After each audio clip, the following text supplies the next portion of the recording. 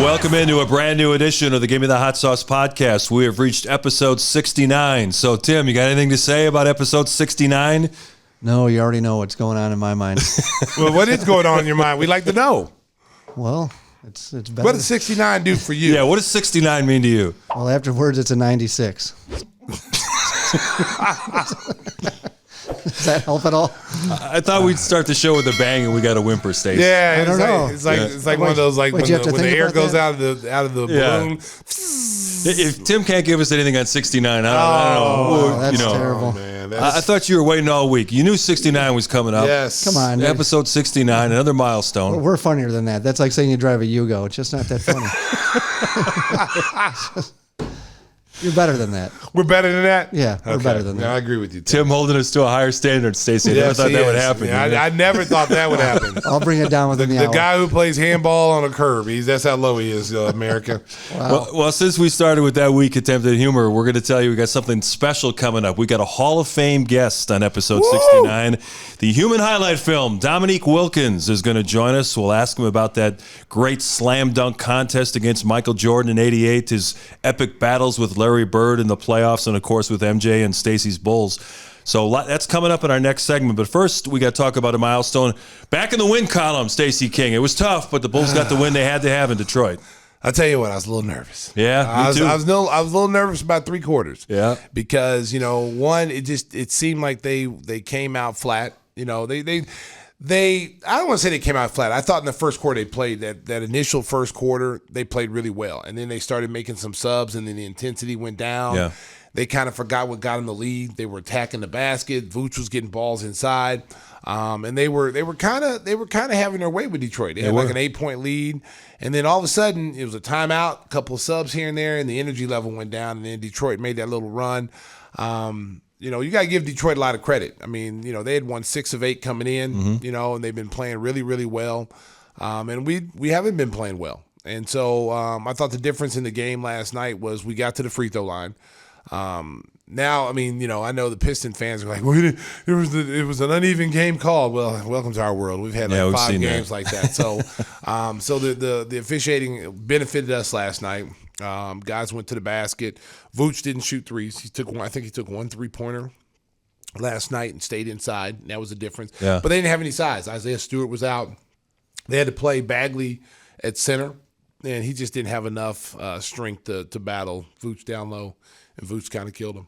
I thought the difference was the defensive intensity in the fourth quarter. We heard afterwards some of the guys were saying that the veterans like DeRozan and Thompson and Levine were exchanging some words in the timeout huddles. Yeah. Like, hey, we got to lock in because we ain't going to lose to this bunch. They held them to 17 points in the fourth quarter. Well, let me just say this. Tristan Thompson has been the veteran that has called guys out and holding guys accountable. Not so much in the media, but in the game when someone misses an assignment, he's going to tell you, and he demands that. He has that leeway because he's played on championship teams. He's been an anchor defensively on championship teams his whole career. He knows how to play defense. He knows how to rotate, and when he's not seeing it, he's going to let you know. You know, guys not boxing out, and leaving before we get the ball. You see him telling guys like, hey, you got to stay in the play until we secure the basketball. You can't leave till we get the ball. And I thought last night when he ripped in some guys, we had it on the air last night, and we cut to it, and he was so mad. Like, he literally walked out of the huddle. He was so mad. And you could just look at like Kobe White's face, some of the younger players. Io was looking at him like his dad was talking to him, and that's the kind of respect Tristan Thompson has with the younger players. They know he's been there, done that, so they're not going to get upset about it. They're not going to be like, who is he talking to? Da da da. They respect that. That's kind of like Bill Cartwright stepping up, saying something to myself and BJ and Scotty or Horace, the younger guys. You respect that. And plus, he's out there doing it. He's out there doing his job. So I thought that really sparked him. Demar said he had said some words too. Billy Donovan said some words. So I think that just woke them up. And in the fourth quarter, the one thing I saw, Mark, that was different than I've seen in the last 5 games was guys were staying focused. They were locked in to what they were supposed to be doing. The rotations were tight. Guys were boxing out. No one was getting no offensive rebounds for guards. Long shot, long rebound. The Bulls were able to get to those balls, those 50-50 balls, which I thought was a difference. Yeah, and early on, Cade Cunningham was able to get in the paint, and he was just disrupting their defense. He was either scoring or he was passing out to the wing for open threes. And in the fourth quarter, they finally kind of locked in on him and kept him from going where he wanted to go. Well, and it's this time of the year, man, where, and I've said this during the broadcast, this is the mentality that you have to have right now if you're the Bulls is you have to have playoff mentality right now. A lot of these guys have never been in playoffs, so they don't know what the intensity level is. They don't know that the game actually changes when the playoffs start. You know, you're not going to be doing the same things you did in the regular season in the playoffs because teams have, when you're in that first round 7-game series, teams have the ability to lock in on you and take away your strengths and force you to do your weaknesses. Where in your 82 games, really teams don't focus on you so much because, like, say you're playing a Western Conference team, you only see them twice a year. You know, an Eastern Conference team, depending if they're in your conference or not, you're going to see them more per se than you're going to see somebody from another conference in the East. So, but when the playoffs start, they lock in and it becomes a half-court game. It is not a fast break game. It is a half-court game. And it's a chess match. It's adjustments made at timeouts. It's adjustments made, in the end of a quarter, and they're going to take away a lot of things the Bulls are doing. And the Bulls right now have no problem scoring. They have no problem scoring. Okay, it's the defense that's hurting them, in these last 5 games and most of the season up top, ball screens. And if they don't secure that and get better at that before the playoffs, it's going to be a short series for them. Demar said afterwards that he asked Billy to bring him in earlier in the fourth quarter. He said, if I got to play 48 minutes for us to get a win, I'm going to play 48 minutes. And they really rode him in the fourth quarter. He had 16 points. He hit some really tough jumpers down the stretch with guys right in his face. Contested 15-footers, he was knocking them down. Are you concerned at all about them, the heavy reliance on Demar to go one-on-one to try to win these games? You know what? I mean, it kind of reminded me of the movie The Predator when Jesse the Body Ventura, when one of the guys, I think it was Carl Weathers, said, hey, you're bleeding. I ain't got time to bleed.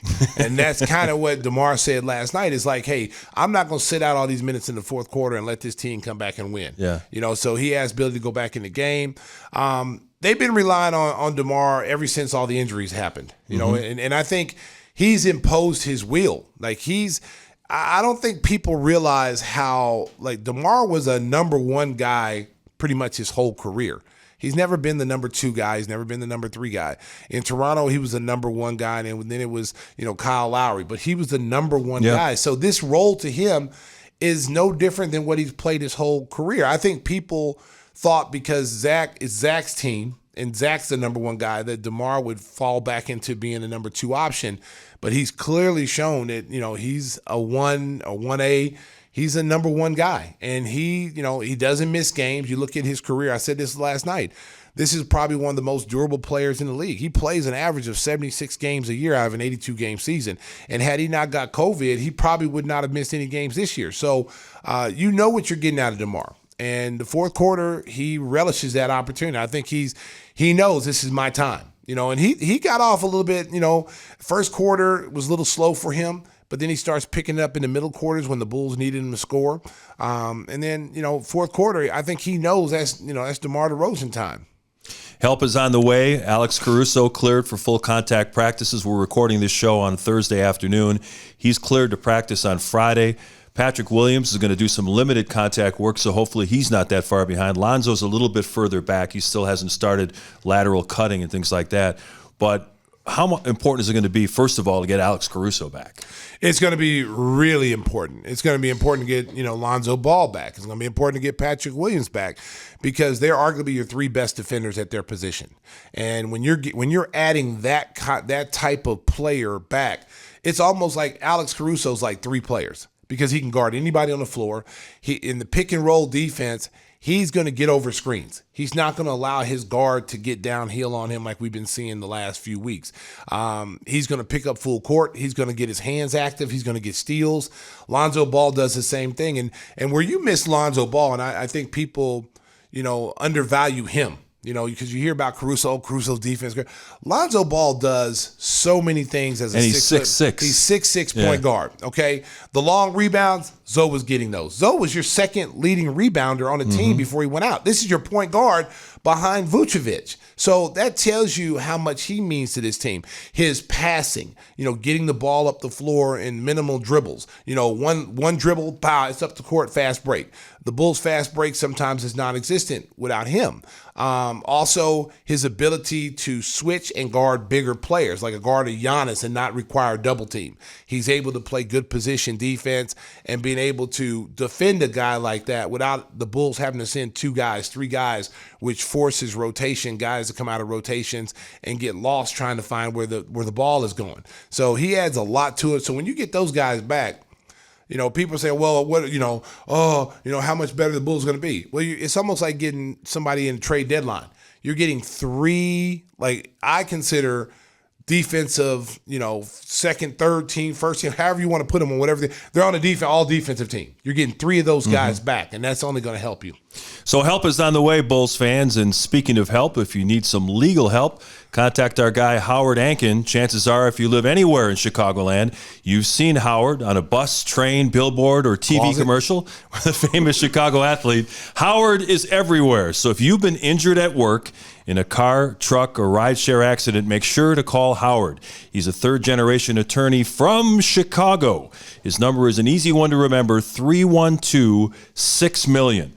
That's our guy, Howard Ankin, 312-6-million for all your personal injury legal needs. Give him a call.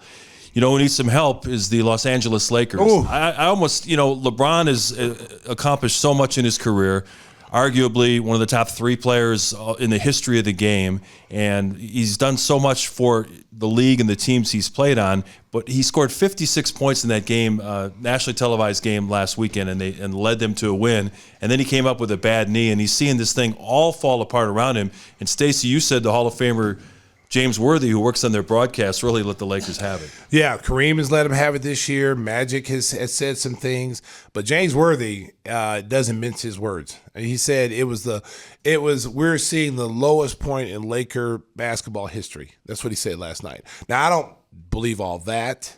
Yeah, they lost to Houston for people who don't know. Yeah, they got beat by Houston. They went to overtime last night and got beat.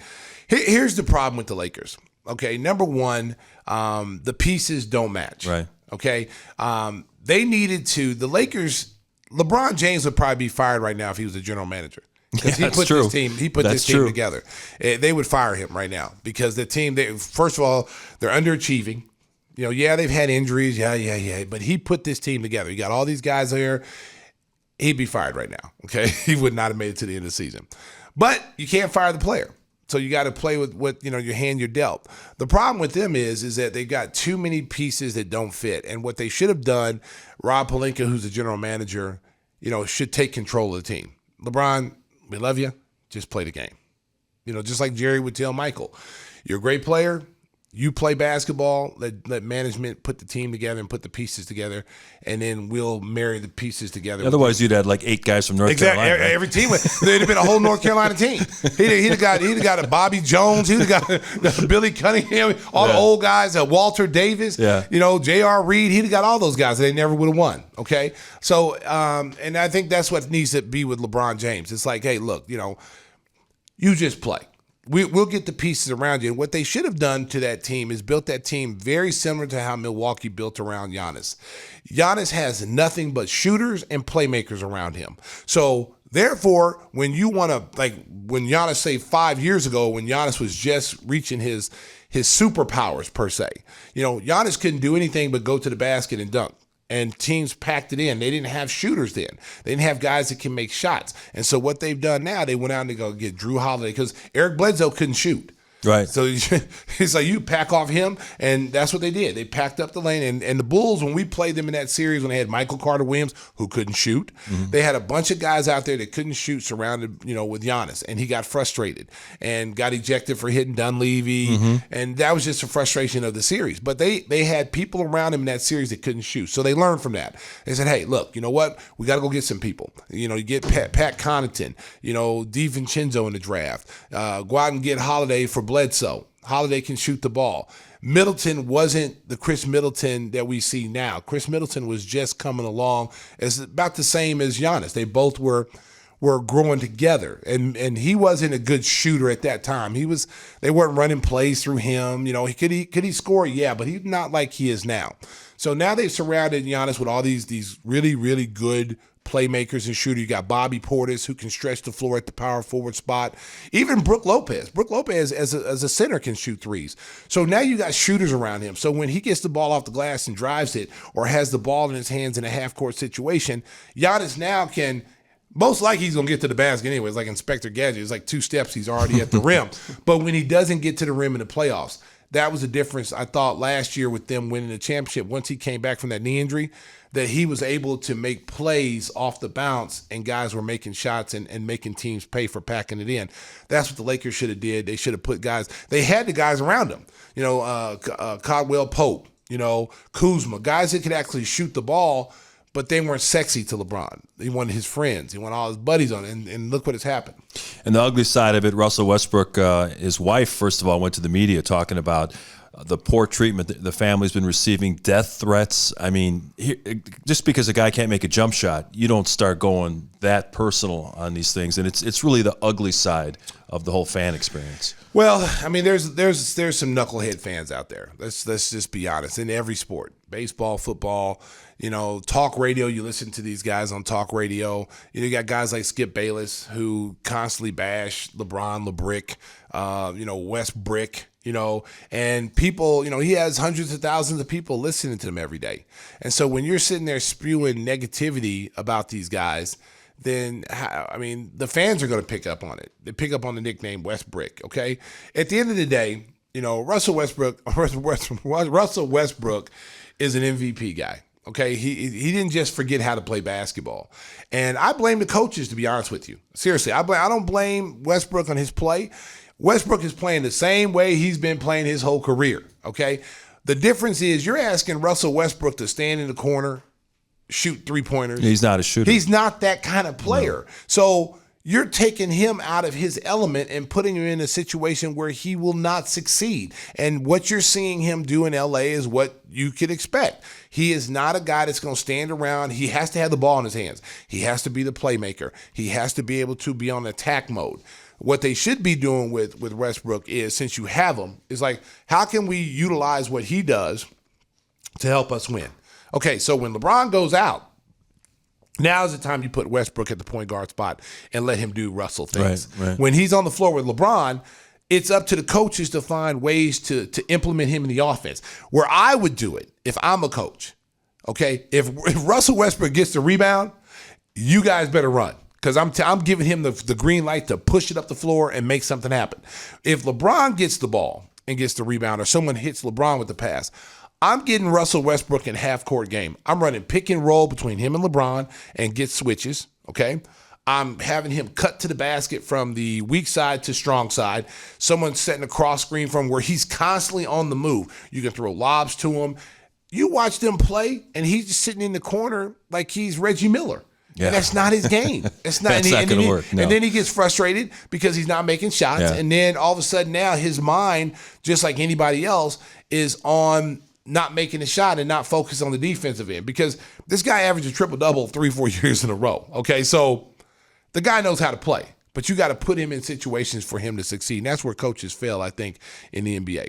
Yeah, the interesting thing as we head into the final 3 or 4 weeks of the season is the two teams that were the Las Vegas favorites at the start of the year, the Lakers and the Brooklyn Nets, probably will both be in the play-in. Brooklyn is going to advance, but the Lakers will probably be out really quickly. Hey, I want to talk about our guy, Jeff Vukovic. When it comes to insurance for your auto, home, and business, make sure you contact the king of insurance, nationwide agent Jeff Vukovic at jeffvuk.com. He's a great supporter of all Chicago sports teams. Yes, he is. You've seen him on the NBC Sports Chicago broadcast for years and years. That's jeffvuk.com. Stacey, how the Golden Pipes doing on a Thursday afternoon? Nationwide is on your side. All right. And Stacey King is too. Woo! Coming up next, a very special guest here on Gimme the Hot Sauce, the Hall of Famer, Dominique Wilkins. Next.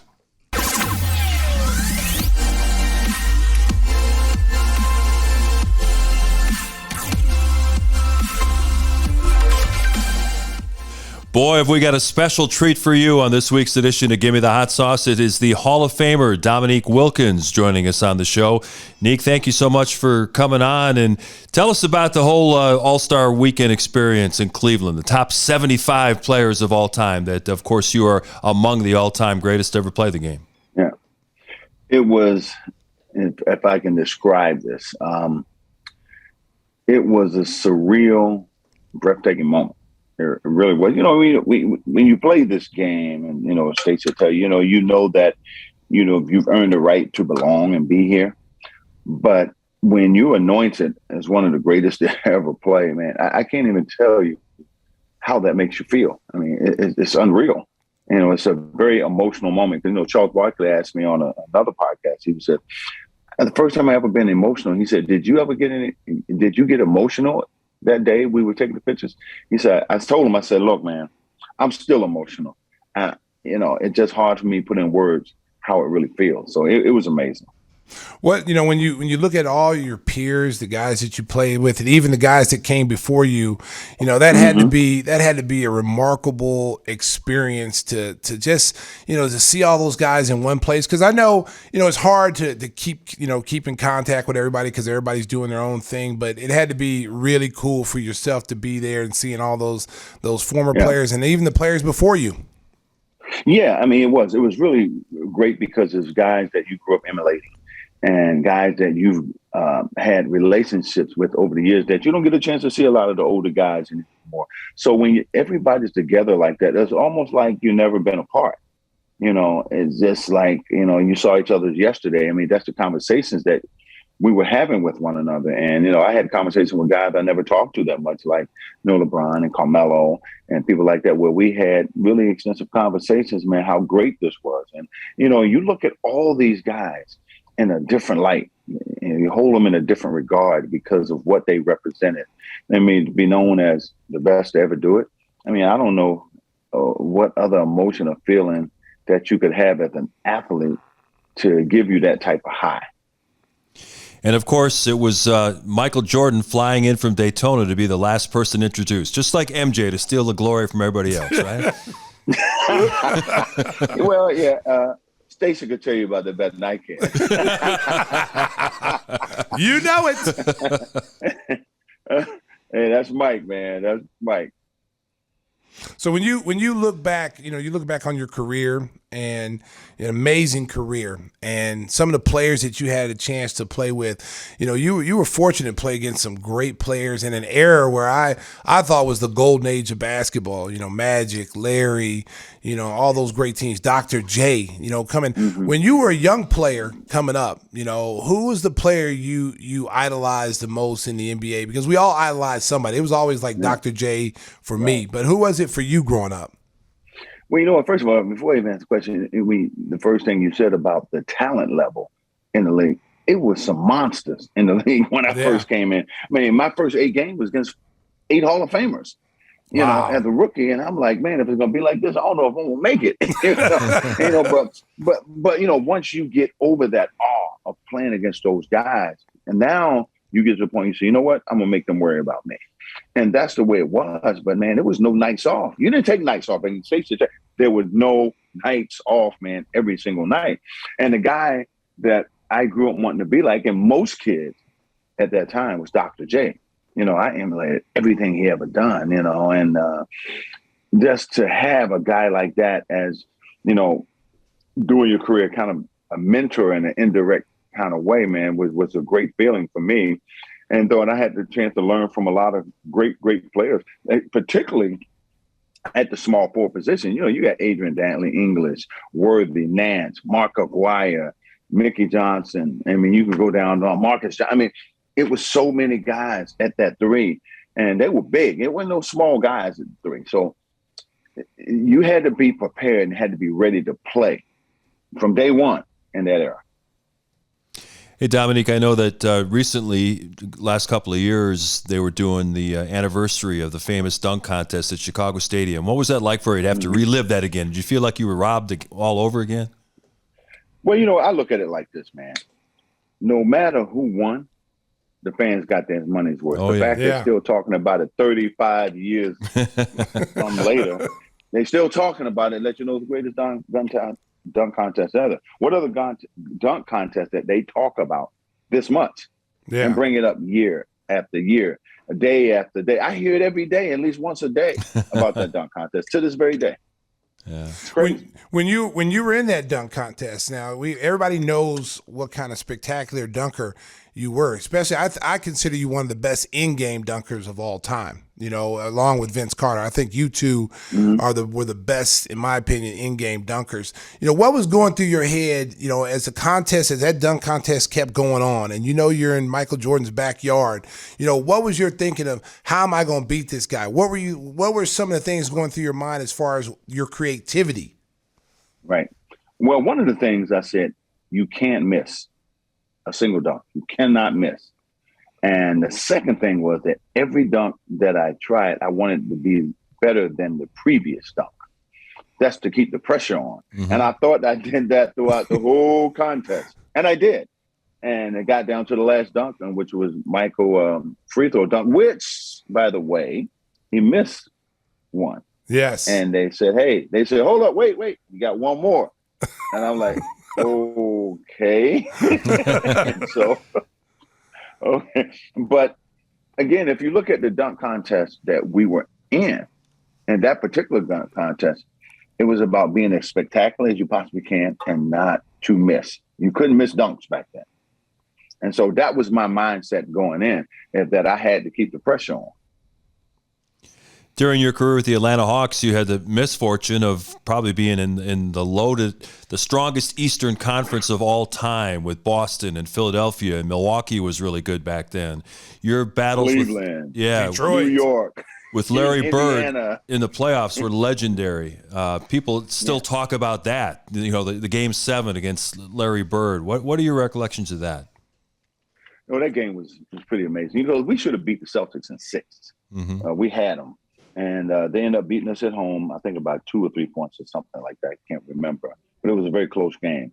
And I remember Bird said after that game, he said, Atlanta blew their opportunity. I'm guaranteeing a win in Boston.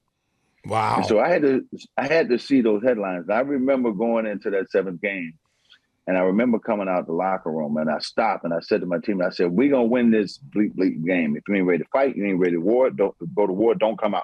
I said, whoever guarded me tonight going to have a long night. Unfortunately, Larry Bird was telling his teammates the same thing down the other end. So it just set up for that great shootout. But what really got Bird hot, I never forget this. So towards the end of the 3rd quarter, and we were running down the court, me, Bird, Kevin Willis was kind of side by side. And then Kevin Willis reached over me and pointed at Larry. He said, don't let this so-and-so score anymore tonight. And I looked at Kevin, I'm like, what are you doing? Don't awake a sleeping giant, because he only had 13 points going into that 4th quarter. And I could see his eyes get huge. And they took me out of the game toward the end of the quarter. He got hot. And I remember Coach said, Nick, go in there and stop him, slow him down. I'm like, what? It's too late. He's already hot. I said, the only thing I can do is match him bucket for bucket. And that's what ended up happening. And it came down to the last shot. Wow. You know, and people, you know, in this generation, we live in a generation, what have you done for me lately? And people don't know. And then when they talk about Larry Bird, you know, all of us who saw him play and had the privilege of playing against him, you know, we know how good he was. We know what kind of player he was. And people's, he would get killed in this era. Man, I be telling people, please. Stacey, when people say that, man, I just shake my head. I'm like, are you crazy? I mean, that's the dumbest thing I've ever heard. I said, do you really know how good he was? I said, it wasn't about being athletic. It wasn't about being a high flyer. It was all about being a great, great basketball player. That's who Larry Bird was. And I had a guy ask me, you think he could get more than 15 points a game in this era? I said, which quarter? Yeah, exactly. I'm like, it just blows my mind. And the thing is that a lot of people think the league started 10 years ago. Yes. Go back in time and look at and, you know, Larry Bird is one of the few, of many, I should say, that people that shook their head when they played. Like, how could he do some of the things that he did? You know, it just blows my mind. Larry Bird had multiple things he did as a player that made him great. He just didn't shoot the ball. He just didn't pass. The guy was a unstoppable scorer. You know, Stacey, I mean, you know how great he was. I mean, I'm preaching to the choir here. I mean, it just blows my mind the lack of knowledge people don't have when it comes to really articulating the game on that level. It's funny you say that because I even say, I mean, even yourself and, you know, everybody always talks about MJ could play in this era. Man, there's everybody in that era could play in this era now. Could play in this era. Thank you. The 12th man would be a star in this era. Yeah, you talking about picking and choose certain guys in the era. Again, who's going to guard guys like Hakeem Olajuwon, like Patrick Ewing, like Moses Malone, like Kareem Abdul-Jabbar? Who's going to guard those guys? Yeah. Who? Yeah, because they're going to punish you in the paint, in that mid-range area, and that's what when you look at the game of basketball, you got to study all facets of the game to really be able to articulate. I had a guy argue me down that, and I'm not going to say a name. He said this guy should have been one of the 50 greatest. And I don't understand why he was left off the list. The guy never been All-Star. The guy not Hall of Famer. And I'm like, what? Like, what are you talking about? But I can't argue with people like that, man. So I'm like, oh, you know what? You're right. And I just leave it alone because when you don't know, you don't know. Exactly. Now, we had this conversation a couple of years ago about analytics, and we both. There's a place for the game, but we don't believe in it to a certain extent. And, you know, we had this conversation where, you know, someone had told him he would have a hard time. Dominique Wilkins would have a hard time scoring in this era because he didn't shoot threes, because he didn't shoot three balls. And he just laughed at him. Tell them the story, Nick. First of all, I could shoot the three. I did shoot the three when I needed to. Yeah. I could score anywhere on the floor. It didn't matter if it was a 3 or a 2. This is the thing I told people. I said, I was about putting pressure on your defense. I said, if I can take another great player that I'm playing against, and I get 2 fouls on him early, now I create an advantage for myself. So he don't play me as hard. So I can get whatever I want from him. I can play him like a fuck.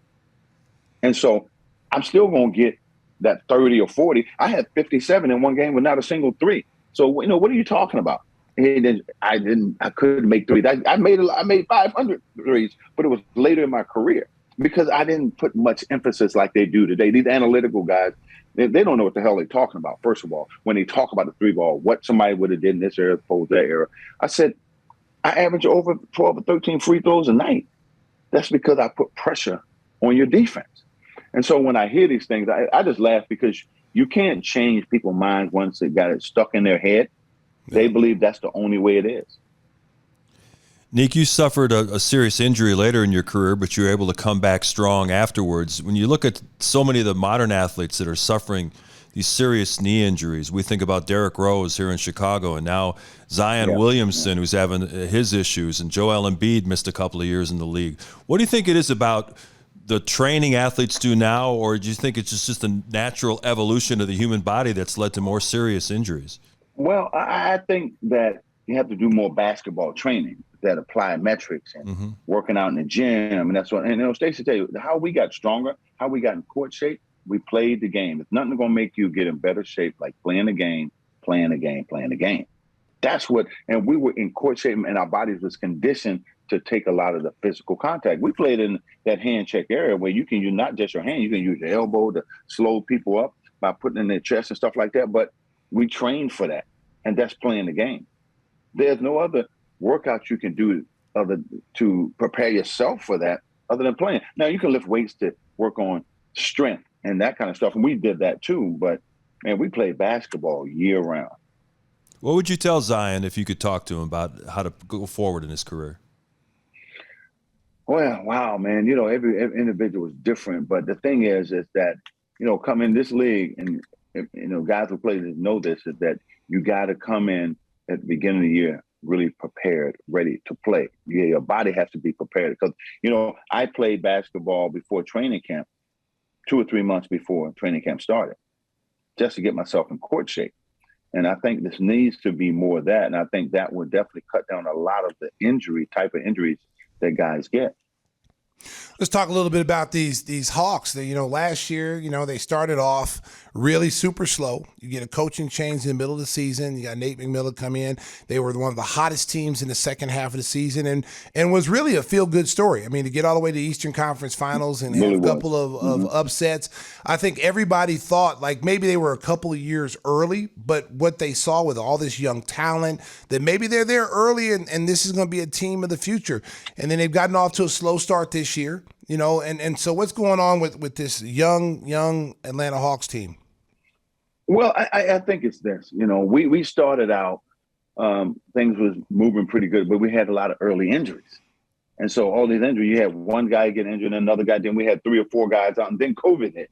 And so, it really screwed with your chemistry on your team. And so we could never keep anybody healthy the first half of the season. Now we started to get everybody back. Now we're trying to build that chemistry back. So now, you put yourself in a tough spot, and it's not intentionally. It's just, the way life is sometimes, but still have room to do something pretty special, and that's get into the playoffs. And that's the only thing that matters, even though we've had a rough go at it of late, but still some good things can happen. So they're starting to pick it up, and we're starting to play better. How important is John Collins to this team? Because I feel like he's a big part to what you guys do. I mean, because I think sometimes he's underappreciated. When you from the outside looking in, when you hear his name in trade rumors, you're like, what? Why would he even think about trading that guy? Well, I mean, personally, I love John. His personality and the way he plays hard, and he's definitely a big part of our team. And so, when he's out on the floor, that's a big void that's not out there. So, because again, you talk about the chemistry. So Trey having Capella and John, 2 outlets when guys are pressing him, where he can throw it by the rim or throw it in the paint, and guys can get you 2 points. We haven't had that consistently all year so far, but John is definitely a guy we definitely needs back. Hey, Nick, looking ahead to the Eastern Conference playoffs, it's going to be a battle. I mean, you look at it right now, both the Hawks and the Brooklyn Nets would be in the play-in tournament. When you look at the conference, when they get into the playoff mode, who would you say would be the team to beat in the Eastern Conference? Oh, man, the Eastern Conference, Milwaukee, they're the first team because, until somebody thrown them, they still champs. So they'll be, toughest team to beat because they're a battle-tested team, and it's been there. But, you have you guys, Chicago is right there. Miami Heat is going to be a tough team to beat. Again, a team that's been there. They didn't win it last couple of years, but they've been there, so they know what it takes to win. And now you got teams who are slowly coming along, like the Cleveland Cavaliers and teams like that you're going to have to contend with. And so, if Brooklyn can ever get their stuff together, where Kyrie can play home games and that sort of thing, they're going to be an issue with that team. That team will be pretty good. And then you got Philadelphia has started to figure it out now. Mm-hmm. Philadelphia is playing good basketball. Yeah, they have. I think they're getting ready to sign DeAndre Jordan to strengthen up their bench, which is going to help them later on in the playoffs. When you look at the way teams play defense, and we talk about this all the time, and look at all the way these teams play defense and all these high scoring games. What is the thing that you see that you would like to see better? If you from an outsider, former, you're a Hall of Famer, you're an analyst now, what is the things that you would like to see differently, not only from your team, but, defensively from other teams? Well, one thing I like to see is more fast break where guys, letting guys run that fast break more instead of, quick fouls. And everybody in the league does that, it's just the way it is now. But, I think first of all, it keeps basketball fun. It keeps the game moving. But secondly, from a defensive standpoint, which I would really been surprised that, a lot of teams don't trap the pick and roll, and it's great for a guy who's a great scorer because now he's going to pick you apart like a Trae Young, like a Damian Lillard. You got guys who understand like Chris Paul who comes off that screen. And if you ain't helping, you're at their mercy. And so, I think all around team defense has to get better, across the board, through the league. So, because when you make a big one, you have a big lead because big leads mean nothing now. Yeah. You know, that you can cut into these big leagues in 3 minutes, and next thing you know, you got this thing in single digits. You know, so but the teams that's going to win are the teams who are going to play the defense. And this past year, it's been Milwaukee. You know, using those big bodies, and they just weigh you down and wear you down. You know, so you know, and you got to contend trying to keep those big guys out of the paint or off the glass. Dominique, how much do you enjoy your work as an analyst for the Hawks? I know our guy Stacey has reached incredible popularity with his work with the Bulls. Has that been keeping you close to the game? Has that been gratifying for you? Oh, it's great. It's great. I love it. You know, just to be a part of basketball, continue to be a part of basketball, and for me to look at basketball from a different aspect. I mean, it's been fun. It's been great, and just being. Still being there with the organization as long as I've been there and what I've helped build it's special. And Stacey can tell you that whenever you can get a chance to spend your time and live in an environment that you was a part of or help create, man, it's a wonderful thing.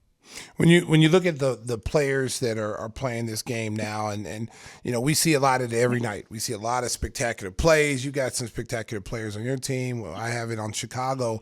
But if you were a fan, which guy would you pay to see that you would actually buy a ticket to see? Oh, a lot of guys, man. A lot of guys that, you know, of course you got LeBron, KD, and people like that, and definitely our young guy, Trae Young, and, you know, Levine and DeRozan. And let me just say something about DeRozan. He has defied and really discredited everything these analytical guys. I say it all the time. They're punching air right now, man. Discredit all of them. He discredit all of them. I'd pay to see him any day. Any day. You know, and you got a lot of guys. I'm just naming a few off the top of my head. There's a lot of guys in this league that I enjoy watching. Luka Doncic is another guy I love to watch. You know, of course, everybody would play to see LeBron, you know, guys and Carmelo, people like that. So it's a lot of guys. I still love the game of basketball on every level. So what we've done it's kind of, you know, become the standard bearers of what guys are doing today. And I'm just proud of what these guys have been able to accomplish in their own lives, in their own environment. So, hey, more power to them. I tell you what, Nick. I mean, we go back to we had some classic battles, you know, during our time in the league. And you know, one thing we always said about Atlanta that I don't think you guys ever get credit for, because there were so many great teams in the Eastern Conference, but Atlanta had a hell of a team. They were athletic. They were big. I mean, you had point guard Doc Rivers was big. Kevin Willis, Neek, you know, Cliff Levingston, Snoop Graham. I mean, they had John Koncak, even though he got that big contract and he was the everybody wanted to go at him with that. But you guys had a great team, and it was just the conference was just so deep of talented teams that you guys, you know, man. Yeah, it was just unbelievable that you guys couldn't, you know, as good as they were, because Cleveland was good, you know, Detroit, the Bulls, you know, Boston, New York. I mean, it was a dogfight every night. Yeah. Again, you had no nights off. When I got Larry Bird one night, Dr. J the next night, I got Mark Aguirre one night. You know, you just go down the line, the guys that I had to guard. Larry Nance one night. Then I got Marcus Johnson in Milwaukee. I got Chuck Person, Dwayne Tisdale in Indiana. I mean, so you had to come with your A game every single night, because them guys wasn't just sitting out there shooting threes. They were punishing you down around the basket. How was your battles? How was your battles with Scottie Pippen? You already. I know. You already know. And it probably was because of Mike. And you know, I said, okay, if he kicks Randy Whitman's butt, I'm going at you. So it was those sort of things, man. But we had some classic battles. You know, Scottie, I have a lot of respect for Scottie. Scottie was a hell of a player, but somebody had to pay for it. MJ is kicking it out, but somebody got to pay for it. Yeah, boy, I remember there was some good old battles, boy. I tell you, man. I tell you, man. That Atlanta team. I remember the night we played y'all in the ring ceremony, and we were getting our rings that night, and y'all put a beating on us that night in Chicago. When we were getting our ring ceremony, and man, we ain't never got beat like that. That was. we got it. That was inspiration. That was that. We like. Okay, they get in the ring like, let's spoil their party. We were talking. We'd never gotten beat like that. That was like they put a beating on it. I mean, one time I think we were down almost like 40 to them, and we was like, we had wow, a game that night. You did. I remember that game. Yeah. Oh, we all remembered. We always want to look at we look at it as like it was a hangover because we got our rings and the celebration. Yeah. Nah, y'all flat out. Put that open that can of whoop ass on us because I know Mike took it personal. The next time we fought, the next time we met, it was a dog fight.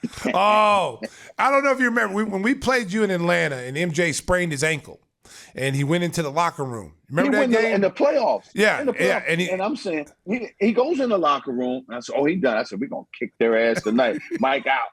And lo and behold, at halftime, he comes walking out of the locker room. Yep. And I'm like, what? Yes. Damn. We all thought he was done. And the crazy thing about that was when he came back out, they got, what is y'all, the Harry the Hawk? The Harry Hawk was going to come out to the Superman theme. And he was going to come out the tunnel with the smoke and everything. And then so everybody's expecting Harry the Hawk come out with the Superman theme. And so all of a sudden here comes MJ with a sprained ankle. We all thought he was done. And he comes out and it wasn't Harry the Hawk, it was MJ. And then he went on a tear and we ended up winning. It was crazy. 34, 35, something like that, man. I'm like, and that in that series, I averaged 30 points a game in that series. But it wasn't enough.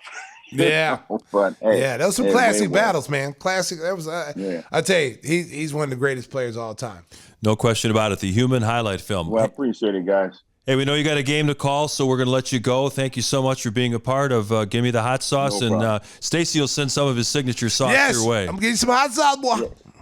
Yeah. Hey, send it down, boy. I love some hot sauce. Oh, you gonna love this one? Woo! We gonna get it. The Hall of Famer, Dominique Wilkins, our special guest this week on Gimme the Hot Sauce. Thanks, Nick. Thanks, Nick. All right, guys. Appreciate it, brother. See you soon. All right, bro.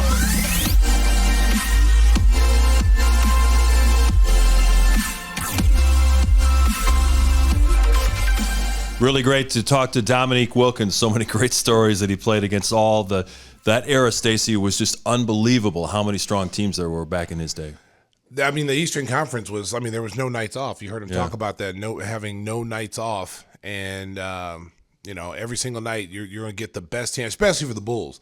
Like, every time we stepped on the floor against a team, it was like their playoff game. Like, I remember when New Jersey Nets weren't very good, but they had Drazen, Petrovic, they had a young Derek Coleman, my teammate Mookie Blaylock. And I remember every time we played them, man, they took us to the wire every single time. And Petrovic, when they talk about the best European players, people forget how good he was. Yeah. They tend to, you hear, Dirk or, Pau Gasol, not taking anything away from, Luka and all these guys. Not taking anything away from those guys because they're all great in their own right.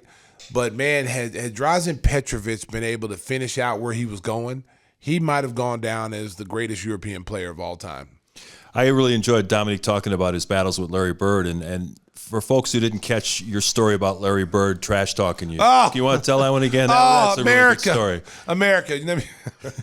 I tell you, it's one of the classic stories because, like, when you're a young kid and you watch Larry Bird on TV going against the Magic and the 76ers, because when I was back home, when I was a kid growing up, you only got a few games on TV. Mm-hmm. You got Boston and Philly. Those were the two rivalries right there. Maybe the Knicks here and there. Washington Bullets, who are now the Wizards. And the Lakers. And then the Lakers, and then the Supersonics and the Suns. Mm-hmm. Those were the only teams you ever saw on TV. And so I just watched Larry Bird, and I was like, man, this dude is really awesome. Dr. J. So when I got a chance to play Larry Bird in my rookie year, and it's a funny story because we're playing in Boston Garden, and so in the shoot-around, Phil, had a game plan to stop because they ran a play where they're interchangeable parts between him and Kevin McHale. So there'd be a down screen, and then Larry would pop out, or Kevin McHale would pop out short post. So the game plan was to switch that. Yeah. So Phil said, "All right, if they run this play, we're switching it. I don't care who's going, who's setting the down screen. You're switching to denial. Don't let them catch it." Okay, so I'm like, all right, cool. So you got it, rookie? Oh, got it, coach, got it. I'll be ready. So here's my chance, And so we're playing. It was a tight game. It was nip and tuck all the way. So they run the play, and I hear Phil, they're running a down screen. remember we talked about switch it. And he's yelling. I'm like, well, way to tell Larry Bird and Kevin McHale what we're doing. You know what I'm saying? It's like, you didn't need to say it. We already knew it. But he's yelling this, so they already know what we're going to do. So Kevin McHale goes down, sets a screen, and Horace is guarding Larry, is guarding McHale, and then Bird comes up, and I switch out on Larry Bird. So Larry Bird catches the ball literally at the hash mark, about maybe 3 feet past the three-point line. So I denied the ball. He catches it, and he's facing up. And so all I keep hearing is Phil talking. Get up on him! Get up on him! So I'm like, man, Phil, he's almost 10 feet behind the three-point line. Yeah. Chill out. Like, I got him. I'm doing this. I got him. And so I'm squaring him up, and there's no way in the world Larry Bird's going to beat me off the dribble. You know, I'm 22 years old, and he had a bad back. So I could gamble a little bit. So I backed off the step to my heels were actually on the three-point line. That's how far I was off from the hash mark. And so he's talking. And you got to remember, this dude was talking during the whole play. Always, yeah. Even before the switch, I can't believe y'all are switching this. I can't. He's talking the whole time. I'm like, dude, this dude just keeps talking. So he catches the ball and feels like, get up on him. He'll shoot that. Get up. I'm like, man, this dude ain't gonna shoot this. This is a good 25 to almost 28 feet away.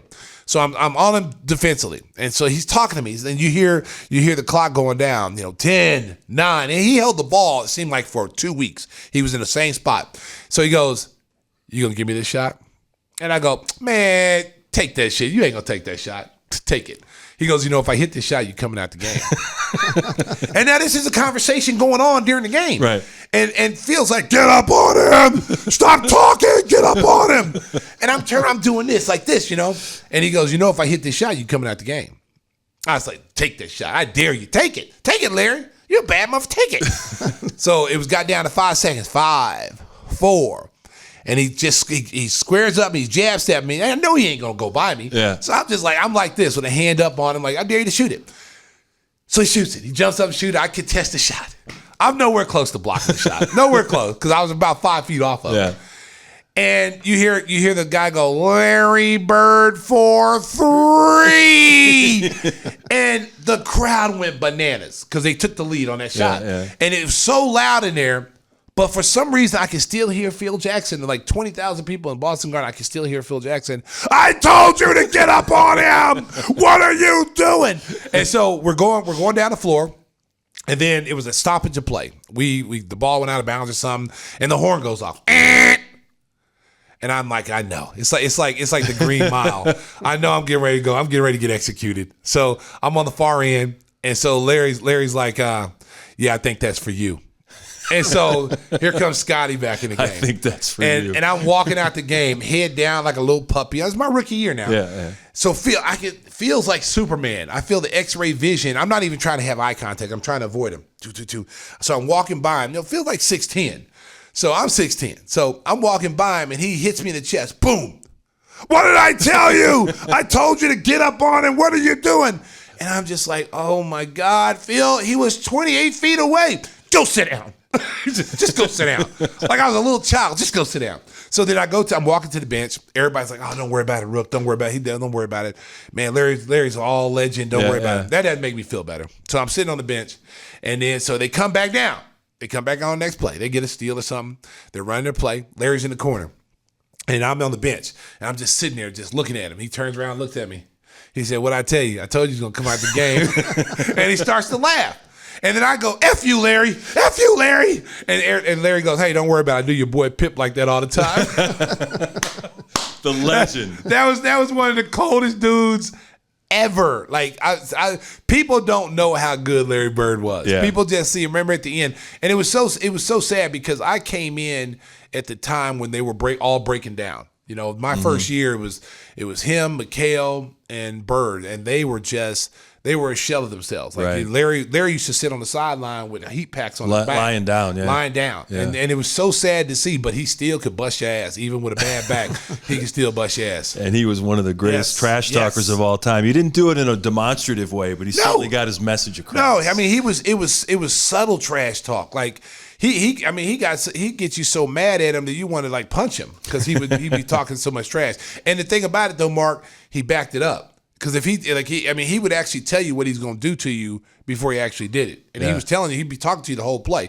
You can't guard me. What are you doing out here? This is going to be an easy night. I mean, he'd be saying stuff like that on the floor. Like, you don't even hear guys in the NBA now talk like that. That era, there was tons of trash talkers. I mean, Magic would talk trash. Like, Magic would be walking a guy down the floor. Hey, I got a child on me. And he's backing him all the way down the floor. And you have guys like, MJ. The story about MJ. MJ tells, he gets he's battling LeBradford Smith, dude. LeBradford Smith had a huge game on him in Chicago. That's when you play back-to-back. Night in Chicago Stadium, then we fly to Washington, D.C. Anyway, LeBradford Smith idolized Michael Jordan. Big Michael Jordan fan. Has a huge game. Has like 40 points or something in the game. Michael's furious. Michael couldn't stop him. The kid was hitting crazy shots. Michael's all on him, draped all on him, fouled him and ones. And the kid hits 40-something points. And Michael's just pissed. So on the plane, we're flying to D.C. Michael normally plays cards, doesn't play cards that night.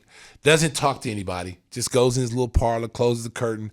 No one's messing with him. Because everybody knows he's mad.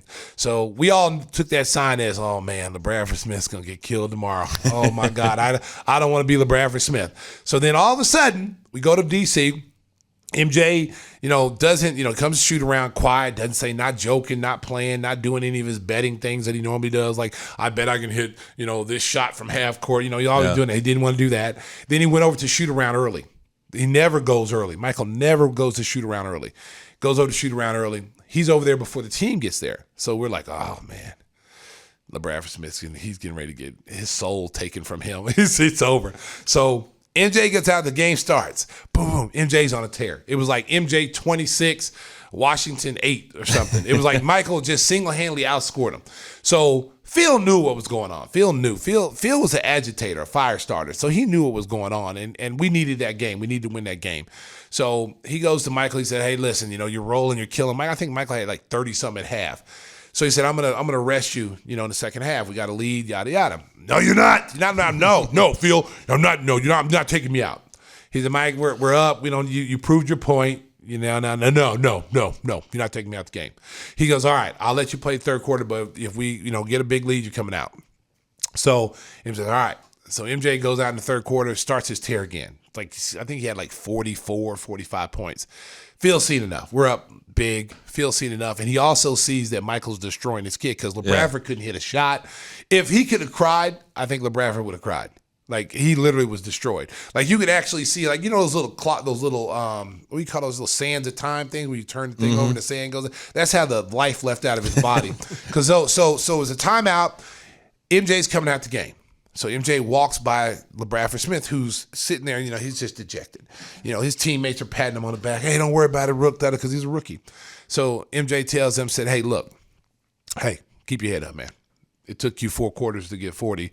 It took me 2.5, really 3 quarters to get 46. So don't feel bad. And then you could that kid was never the same after that. You're right. Destroyed. Never heard from LeBradford Smith again. Never. There's so many. I could write a book about some of these stories, man. The story about Dominique when we're playing him in the playoffs, and Michael gets hurt and turns his ankle, has a bad sprain, like second degree sprain. We think he's done. He's not coming back.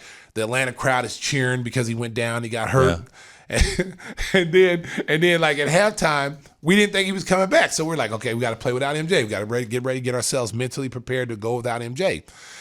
So all of a sudden, they had this smoke in the hallway, and Harry the Hawk, that was their mascot, and he normally comes out in the Superman outfit, and they play the Superman theme. I forgot what the Superman theme is, but you know what I'm talking about, the Superman theme. So the smoke's coming out the dry ice, and we're waiting for Harry the Hawk come out, in his little Superman outfit, because that's what he does all the time. Well, Harry the Hawk either got punched by MJ, because MJ was the one who came out the smoke. So he comes out to the Superman theme, and it was fitting too, because he went on with a sprained ankle and like scored like 40, I think, in that game, and then we won that series. Yeah, I was actually down there covering that series, and I thought we'll get another night in Atlanta because the Bulls are going to lose this game. And Michael just said, "No, forget the sprained ankle." Everybody's he went back to the locker room thinking, "Oh, he ain't playing again." No. But he came back and just heard went, that music and got up off the table. Dude, I'm telling you. I'm telling me. you. I don't know, Mark, if you kept the series when we played the Miami Heat, when it was like when they had a 5-game series for the first round. And we take the first 2 in Chicago, and it's cold and snowy, you know. We go to Miami, and that's when they had Steve Smith, Glenn Rice, Ronnie Cycli, Alec Kessler. They had a really nice young team, Grant Long. And so we were actually, thinking about, like, what if we lose a game? Yeah. We can stretch this out, because if you lost a game, we lose game 3, you're going to have like 3 days before you have to play game 4. So we were like, oh, man, it's not so bad staying in Miami an extra, 3 or 4 days, So we were actually contemplating, like, I'm not saying we were going to throw games, so we didn't do that. But it's like, what if we didn't play good and we lost? Yeah. So MJ, we get to Miami. MJ's we stayed in Coconut Grove. So MJ's over at Hooters. Yeah.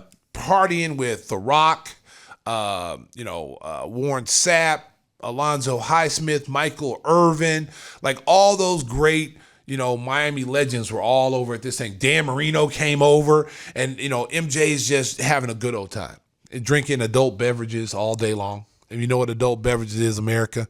It's not Kool-Aid. So he was over there at Hooters. And if you ever been to Hooters, you know what adult beverage is. So he's over there, and he's just having a good time eating wings. I'm talking about, we got off the plane at like 4 o'clock. He was at Hooters like 4:30. Like he'd been over there the whole day, all night long. The next day he was over there. So we're like, oh my God, we're going to lose this game. We're going to lose a game, because he's not nowhere being prepared to play, because he had been drinking, having a good time. And Irvin and Michael Irvin, those guys were trying to get him drunk. They even said that. They told stories about this, that they were trying to get him, wasted so he couldn't play, so the Miami Heat could win. And he almost fell for the old trick. But I remember, like I tell people all the time, MJ's got that direct line to the man upstairs. Like it's like the bat phone. The man upstairs, he answers it. Don't worry, I got you, MJ. And so the next day, MJ gets on the bus. Now we're all worried. He comes on the bus, he's in his, his $1,500 suit.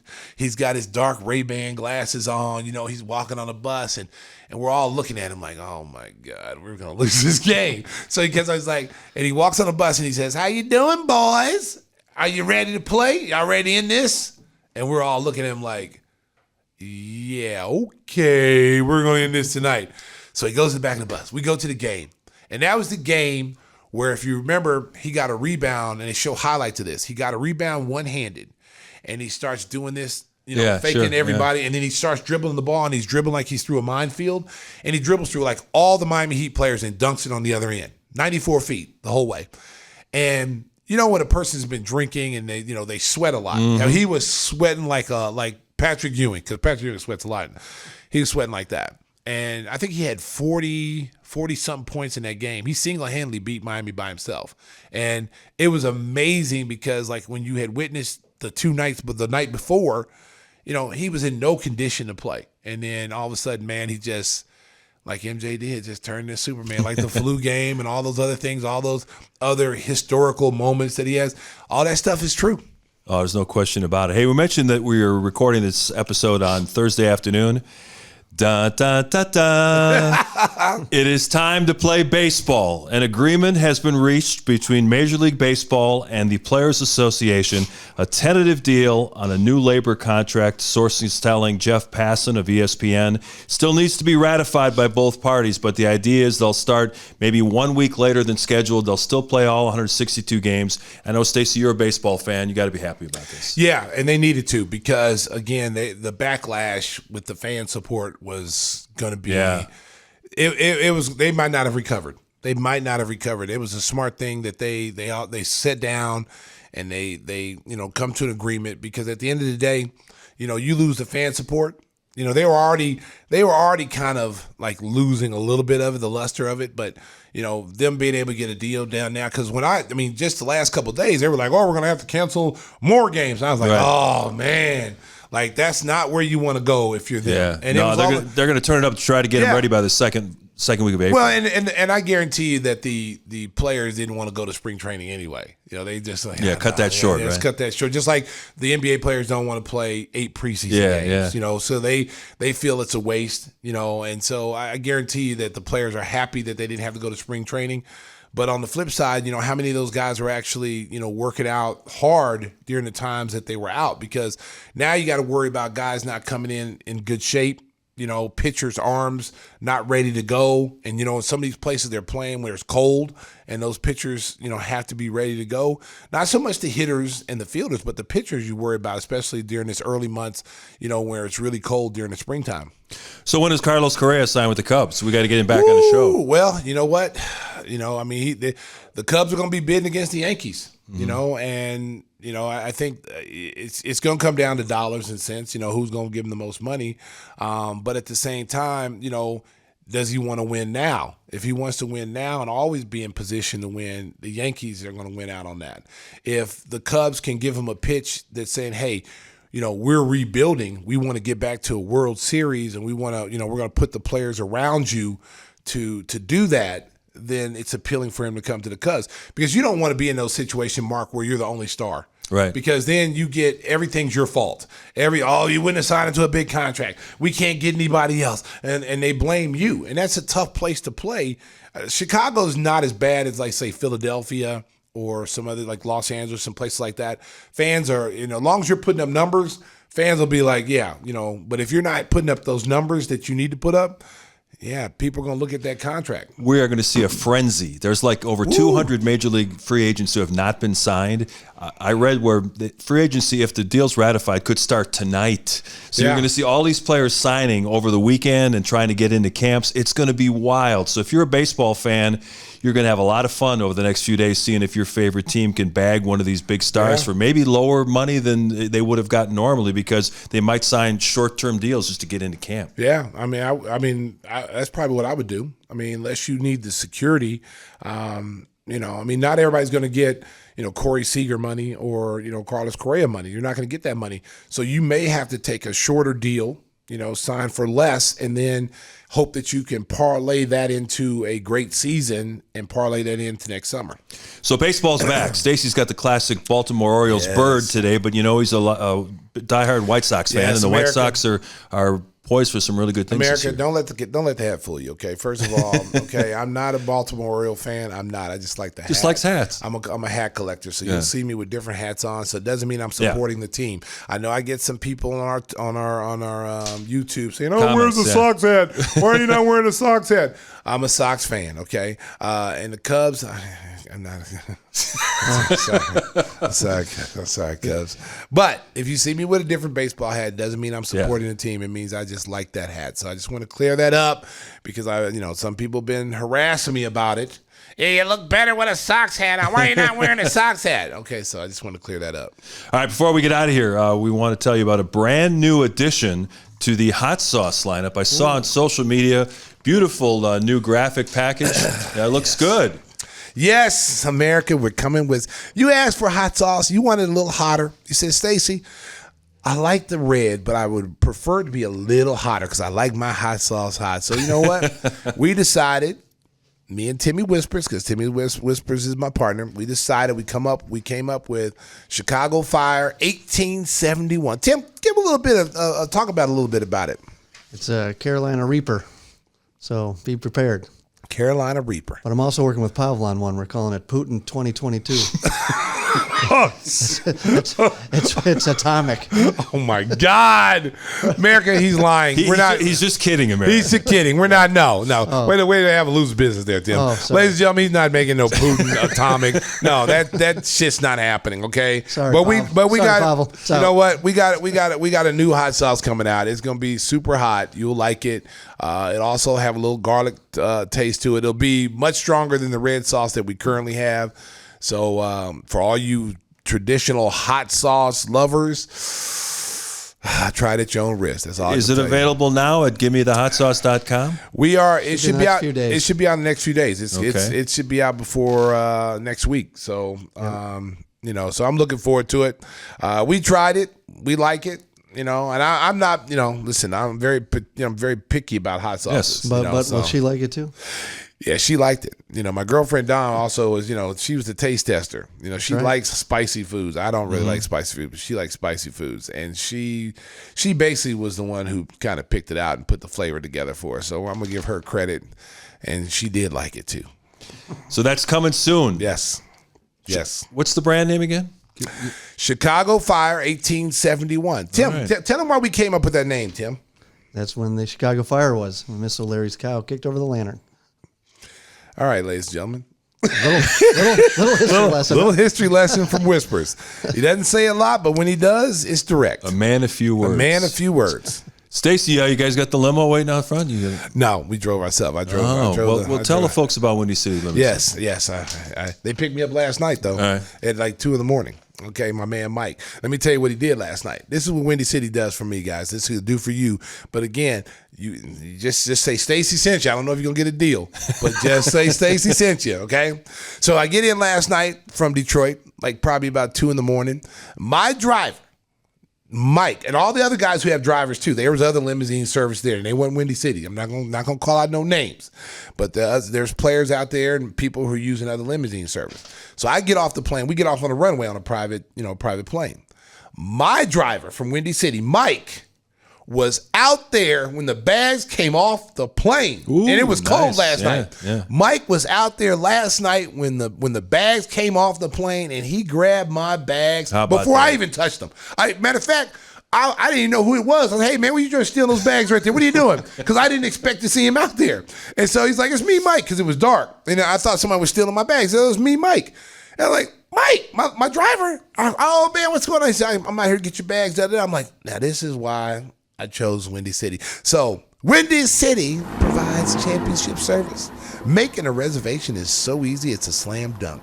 Let Windy City break the full core pressure of traffic and get you to your destination in style and on time. Contact Windy City at 866-94-WINDY. Again, that's 866-94-WINDY, and tell them Stacey sent you, but you're not going to get a discount. So don't be mad at me when you say, because I get the Stacey King discount. No, you don't. But I tell you, you'll get great service.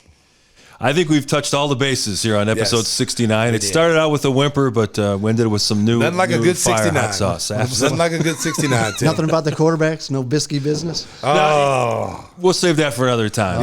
Yeah, we'll say that. Major League Baseball is back. We're excited. Spring is almost here. It'll be cold in Chicago in April, but we're going to have baseball to look forward to, and that's going to be great on both sides of town. 69. Yeah. Gotta love a 69. Good old 69, Tim. Keeping my mouth shut. Oh, no, this is episode 69. This is a milestone. That's true.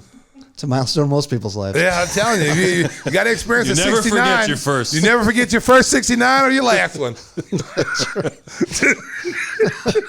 Time to get out of here. Thanks Get to it, Bobble. Dominique Wilkins for joining us. Episode 69 is in the books. A brand new episode coming your way very soon. Thanks, everybody.